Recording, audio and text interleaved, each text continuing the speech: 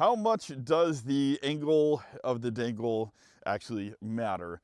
Yeah, which one produces more power in the winter? Well, it's pretty safe to guess, based on the sun being relatively low in the sky here in Texas, which one actually does more power. But how much is that difference actually?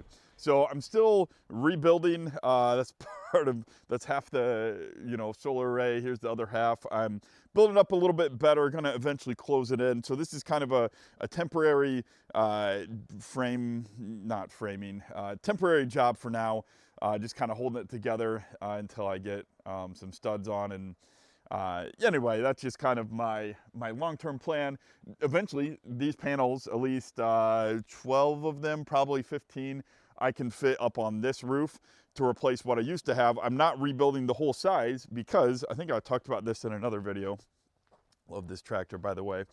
Highly recommend LS if you need a tractor. Save yourself about $10,000 on the equivalent John Deere / Kubota. So these are 9 panels. We're gonna call this array number 1. Beautiful. This, honestly, guys, this feels really good. Every day we've been out here this week during my week off, being able to charge up with free electricity. Well, not free. Nothing's free. No such thing as a free lunch. Had to pay for them. But anyway, the point is there are 9 panels on the shed. We're gonna call that array number 1. Those are tilted, forget the angle. It's maybe 15 degrees, 12, 20 degrees. Not very much of a slope at all. So we'll call that number 1. We'll call this array number 2, and then this is array number 3. They're all similar panels in size. The one on the roof is 9 panels. This one is 10 panels, and the one leaning on the temporary fence is 1, 2, 3, 4, 5, 6, 7, 8, 9 panels. So the same as on the roof. It's not an absolute perfect test. This isn't a scientific one. You can see how they are all at slightly different angles there. So it's not really a perfect test. This was just to get us some power while we are rebuilding things and being able to charge up the car while we're out here. So we own the panels, might as well just throw them on the ground, and use them for free electricity. We are gonna have to listen to the inverter noise here, so I apologize about that. Let's do a little wall math. 1, 2, and 3. Array number 1 is around, we'll call it 20 degrees. I could get up there with my square and do an actual measurement, but we'll figure that out later. This one is 0. This is degree. It's not the 0. That was supposed to be the degree sign, but you don't really know. You know what? I could just do that, and then you would know what it means. And then this one is, I don't know, 80-ish. We'll call that 80. What's the next one? Panels. We'll do 9. 9 panels. This one is 10, and this one is 9. We'll do some math so that we get the kilowatts per panel, since these are a little unproportioned. Okay, math is done, and there's the results. I wrote up the, this is from my panels. I've got, was it not bovine, Boviet. There we go. And you can see all the specs there, just in case you don't want to print off this handy dandy sheet. Right, Hopper? Right? Good boy. So you can see they're under standard testing conditions. They call it a 370 watt panel. That's not ideal. So they typically give you this NOCT value that you can kind of expect in real life. You can see here, this is kind of interesting. The panels that I have at 20 degrees are producing the most wattage per panel, 323 watts per panel, actually higher than NOCTC. That might be because they could be getting a little bit of, it's black shingles, so I don't really know how much is reflecting up on the underside of the panels, but they are bifacial panels, so they will get a little bit of ambient light reflected up there onto them. But at 20 degrees, I'm getting the best wattage per panel. You can see here the ones that are angled really, really steep. The wattage per panel is still really good, a lot better than the flat ones, but it's not it's not quite as good. Well, there's a couple things here. You know, when you have a string, it kind of operates at the curve of the best fit, which is really reduced if you have panels at, well, especially in the shade. You know, like one panel in the shade, it kills the whole power of the array. Not kill, but it significantly impacts it. So kind of the same thing goes with all these being at different tilt, different angles. It's not an ideal test. I would imagine that things being better, you know, all perfectly in a row, the MPPT maximum power point tracker would be able to optimize the voltage current for these. So that's one disclaimer. Two is 80 degrees is probably way too aggressive of a tilt for being this area in Texas. I think ideally I'd want more like 60, 50-ish, you know, to go up there to the sun. So this is actually too steep of an angle, which I think does impact them. So it's better than, you know, flat on the ground in the winter, but that's not as ideal. All right, I found this website that explains a lot of what I'm basically talking about.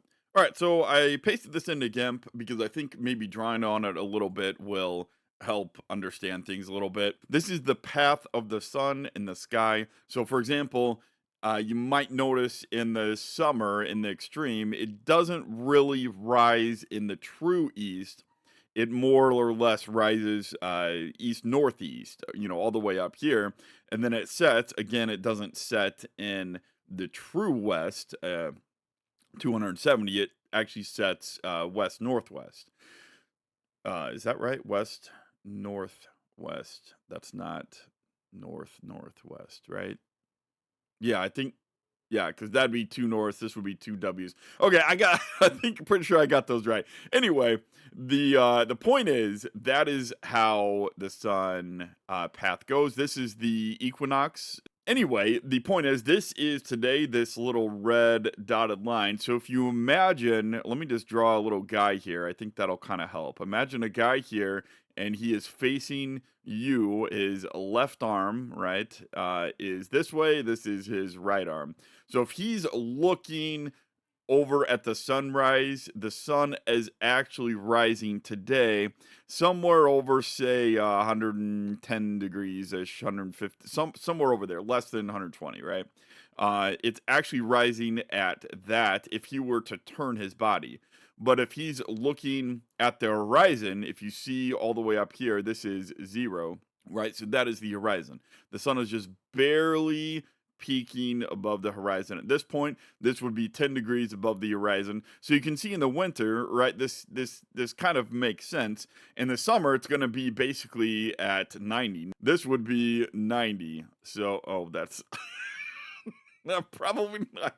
That'll get me flagged on YouTube. Just 90 is right there, okay? 80 is this ring. You know, actually, let's bring this full screen again because they have handy dandy little rings, right? So this would be 80. That's 90 in the middle. So when the sun rises, right, you're basically looking pretty close to 120 degrees when it's coming above the horizon at, you know, essentially 0. When it's 20 degrees against the horizon, it is almost basically 9 o'clock. You can see in the summer, it's already at 30 degrees by 9 o'clock.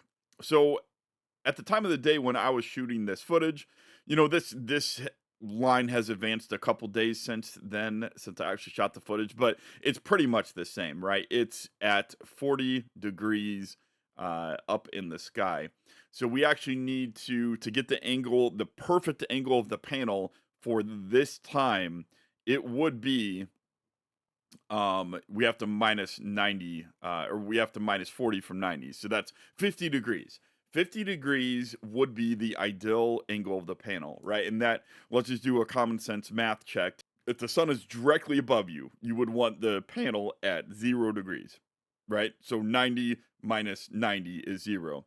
If the sun is all the way just barely peaking above the horizon, imagine you're a person looking at a sunrise or a sunset. Well, that's basically at almost 90 degrees because it's perfectly at the res. And you wouldn't really get any usable light at that point, but I'm just doing a dummy check to make sure my math is right. I always like to do this because it's just good to make sure it makes sense, right? So, 50 degrees is what we would want to tilt the panel to meet the correct angle of the sun in the sky. I do this to say at the time I was taking the video, right, the panel was at 80 degrees. That, or maybe this wasn't 80, maybe this was closer to the 90 degrees. I'm not really sure the angle of those panels. I should have actually checked the true angle of those panels on the fence and on the roof. But this is just to explain and understand the path of the sun for a person, right? If you are trying to look up in the sky and understand this, if we want to do this math for real, I believe my panels are at 25 degrees to go. So we'll save this as a screenshot, and then let's go back and try to do optimizing for winter. I think we said it was 50. Okay. So this would be winter tilt if I did have an adjustable ray. So if you don't want to deal with an adjustable ray, but you still want this much energy in the winter, right? Like how much is an adjustable array worth it to you? And again, this is going to be a lot different if you're up in Minneapolis versus if you are down in Texas where I live. So let's do this math. What's the most extreme? January, it looks like. Yeah, so January. So I need to come up with an additional 136 kilowatt hours on this side in the winter. So each panel is giving me 43. So if I'm getting 43 kilowatt hours per panel and I need to get up with that, well, that's just simple division. 136 divided by 43 comes to 3.16 panels, is really 4 panels to fully equal that, even though that'll far exceed it. 3 panels, the math will probably be better, but let's say 4. 4 panels, each panel was $200. But $800 to equal that in the winter, and you know what? 4 extra panels is gonna get you a lot more in the summer as well. But this is just to show why I didn't worry about tilt.